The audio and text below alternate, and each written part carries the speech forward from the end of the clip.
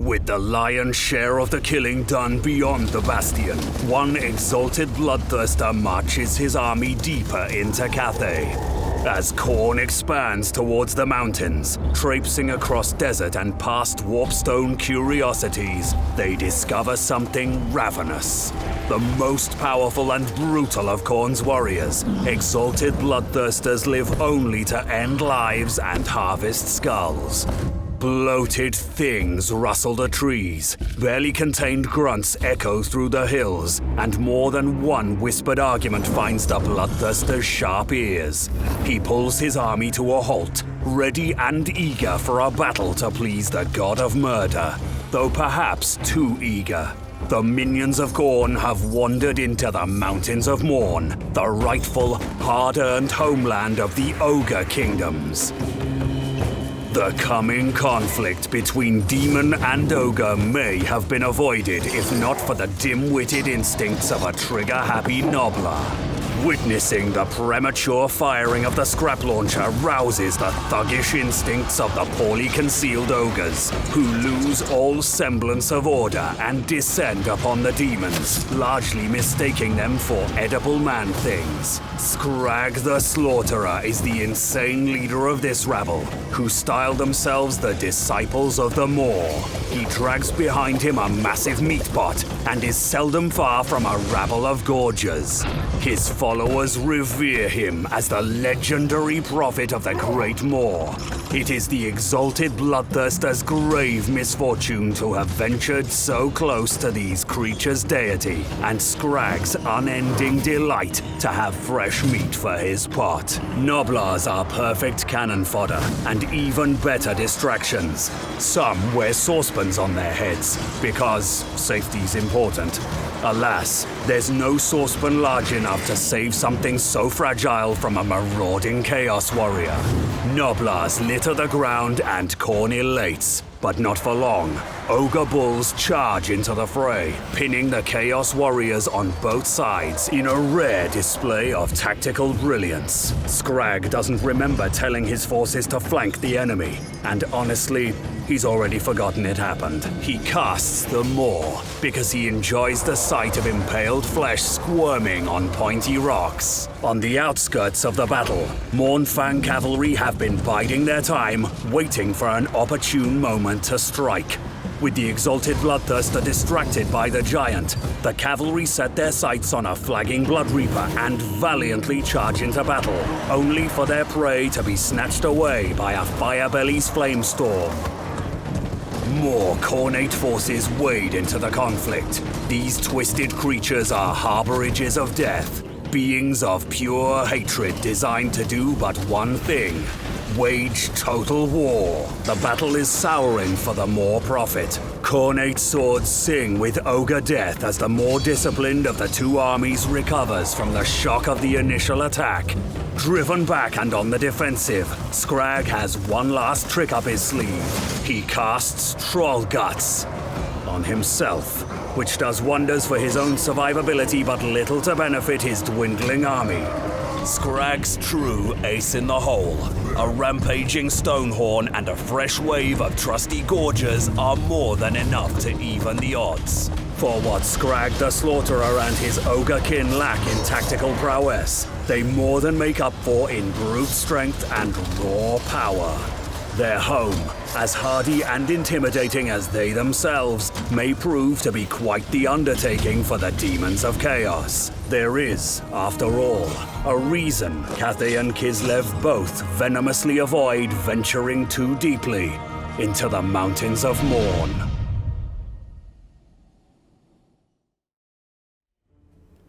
Okay, alright. Where's Kislev, though?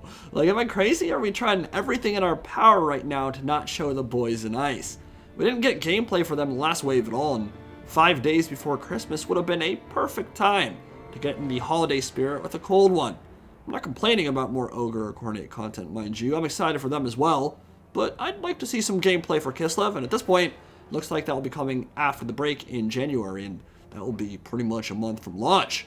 Today, another interesting glimpse at Total War Warhammer 3 as we enter the Mountains of Mourn and watch as the armies of the Blood God rumble, bumble, and stumble their way into an ogre ambush. Again, a bit more focused on the cinematics and narrative, but quite a bit worth discussing in regards to unit stats and battlefield strategy, and some visual elements I'd like to touch on as well. The opening shots are a compilation of at least 2 different battle maps, a rainy canyon, and then a snow-dusted plateau, which is actually one of our first glimpses at the free-for-all arenas coming in Warhammer 3. I believe this was played as a free-for-all in multiplayer, with the third wheel controlling the Ogre Kingdoms reinforcements that ultimately sealed the deal against a hopelessly outnumbered demonic army, but then this wasn't really meant to be a fair fight in the first place, was it? So you guys might have noticed it already, but one of the notable features of the campaign map fly-through from a few days ago was a general lack of snow in the Mountains of Mourn. There's a little bit near the peaks and in a few of the mountain passes leading towards the fire mouth, but by and large, there's not a whole lot of white Christmas cheer sprinkling the ground in actually traversable areas of the campaign map. Most of what's there is inaccessible to the player in the Mountains of Mourn, which I initially found quite strange, considering it's known as a realm of frozen plateaus and fierce ice storms, home to a bunch of prehistoric creatures built for surviving harsh winters. I mean, one only has to look at woolly rhinos, stonehorns, mournfangs, thunder tusks, and yetis to realize all that shag and fur has a purpose. But I thought about it more, and it seems clear that that's an intentional design decision to avoid inundating us with blizzard maps and all kinds of snow, which will be covered pretty nicely by Kislev, Norska, and the Chaos Waste. So we're getting a taste of that here, but it wouldn't surprise me if this is near the upper bound of what we should expect when it comes to the Mountains of Mourn in general. You'll also notice this was recorded with an older build of the game, maybe around the same time we were first sent that wave of uncut gameplay footage, because the glowing eyes and particle effects are very subdued here, practically non-existent for the Exalted Bloodthirster and Chaos Warriors leading the invasion.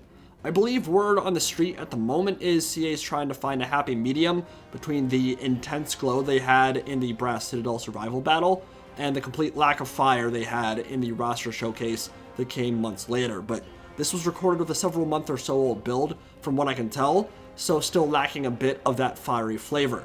I'll throw my hat in the ring right now and say, yeah, pretty much all Khorne units should have some glowing demonic eyes and flaming swords or axes. Doesn't have to be overwhelming, but this current rendition lacks a bit of visual punch without peepers burning with hatred, and I think at least Bloodthirsters and Bloodletters should have that, but I'm definitely cool with the Khorne Chaos Warriors having it as well. Do believe that is on the agenda, so not really something I'm worried about either way. Certainly went for a more humorous and less try-hard approach with this one. A couple funny gags throughout. Scrag hiding behind some tiny branches got me pretty good, but what interested me was the ambush itself, and I think it gives us some good insight on potential playstyles for the Ogre Kingdoms. Now, from a campaign perspective, many of us were already thinking that gunpowder and artillery would be the meta, simply because ranged combat has been so prevalent and so powerful for so long, ignoring any and all malices on very hard battle difficulty, and obviously being much easier to mitigate losses when you're blowing shit up from across the map. And that allows you to snowball more effectively, allows you to not have to worry about attrition or taking damage over time. You can just go from battle to battle, and if you're not taking losses, your army will always be in tip-top shape, especially with the idea that if you do take any losses, those will be regened in enemy territory as part of Khorne's campaign mechanics. But as we get these awesome shots of Khorne Chaos Warriors being blasted apart by lead belchers, it's important to remember that CA has heard 4 years of feedback on that front. They know players are looking for more frontline and melee viability, and so my expectation, right or wrong, good or bad, is that melee troops of all kinds, from cav to infantry to monstrous infantry, will be comparatively stronger in Game 3 than they were in Games 1 or 2. I don't see Creative Assembly allowing Warhammer 2's current imbalance on that front to simply carry over into Warhammer 3, which of course would then lend itself towards what many people think of as that traditional ogre style of play. Deathballing with monsters and monstrous infantry and AoE buffs, overwhelming anybody that gets close with big, burly beasts all blobbed up in one big old bunch. I think that playstyle will certainly be viable, but what I really like about this battle, even though it's a stage showcase of course, is that it demonstrates some asymmetry and tactical diversity that newcomers to the series might not expect from a race of stupid, fat, ugly Shreks. Lord, I apologize for that there, and there's some real strategic genius being employed here that may very well end up being one of the more lethal avenues an ogre player can take against a human opponent, or maybe even against the AI. A lot of people are sleeping on Ogre mobility at the moment. They think of them as a Death Star faction, just blob up with monstrous infantry and grind on through. But I suspect Ogres will be very strong when played with a weak center of Noblars, spreading the field as much as possible and utilizing that surprising speed to its fullest potential. Noblars are going to be good. That's kind of goes without saying here. Same reason we know Slave Rats are good. They're expendable, they tie things down, they put bodies on the field, and you can shoot into them without a care in the world. Cost efficiency incarnate. So if you build out a center of 6 or 8 of those, then move Lead Belchers out to the flanks to enfilade down the length of an enemy battle line, we're talking serious carnage here. And that is a tactic that will work with Iron Blasters, it'll work with Scrap Launchers, it'll work with Lead Belchers, Mandator Pistols, it'll work with every single one of your range tools, even against a faction like Slaanesh and their obscene speed, because all your range tools can defend themselves or outright murder enemies in melee too. You have monstrous cavalry that can take on Bear Cav, Winged Lancers, Blood Crushers, Skull Crushers, and win. And because all of your artillery options are fast themselves. I mean, even Lead Belchers on foot are 42 speed, which means they can easily outflank enemy infantry and play keep away from them. Your artillery is heavy cav speed at 66, so they keep pace with knights. They double in melee, they can go in and charge stuff with 80 charge bonus and run infantry down. All that means is you can make a super weak center, then invest in extremely powerful mobile artillery wings out on each flank that can outmaneuver an opponent, get on their side, and devastate them with shots down the line, which is kind of what we're seeing from the Ogres in this battle. Should be a super fun way to play them. But then that begs the question, how would a Khorne player counter that? I guarantee you, there will be some comments here saying Khorne's gonna suck in Game 3. They're melee only, they're weak, they're the High Elves, they're the punching bags, oh my god, worst faction ever. And maybe those people will be right. Maybe Khorne will blow chunks. But this battle certainly isn't a good indicator. I feel like I have to say this on so many battles.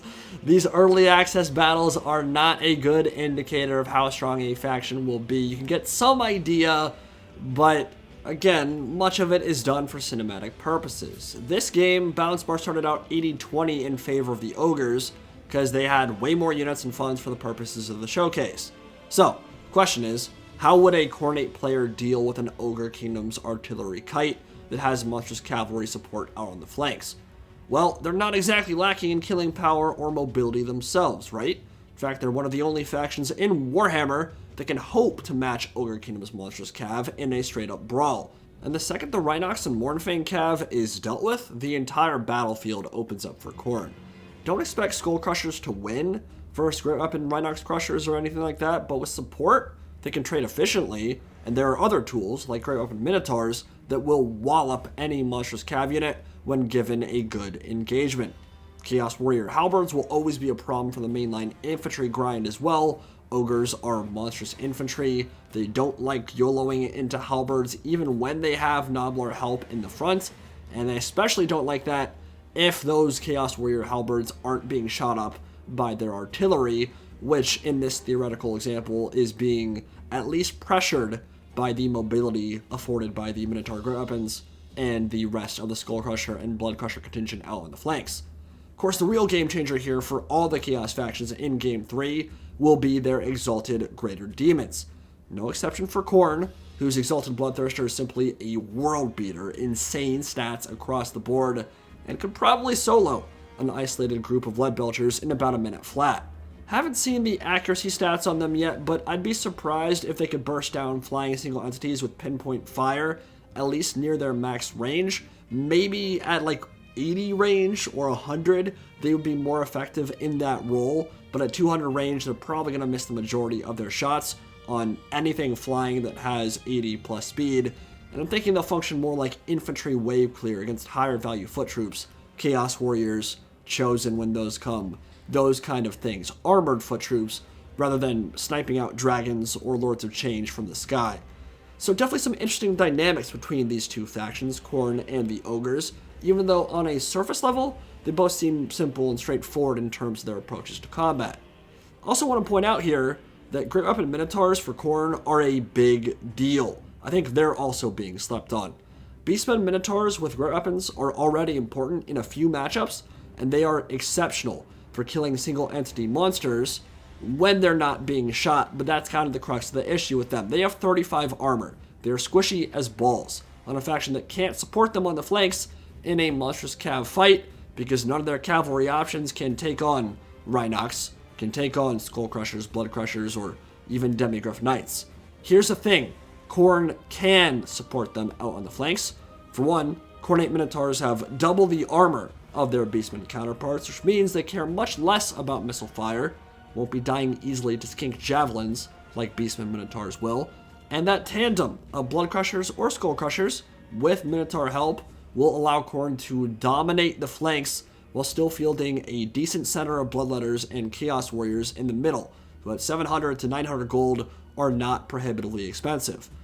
In multiplayer, Khorne would benefit tremendously from having Marauders, and that lack of chaff is likely going to be one of their biggest weaknesses, but their mobility game, which is only further bolstered by greater demons dropping in from the sky at any point, is actually pretty disgusting and underrated.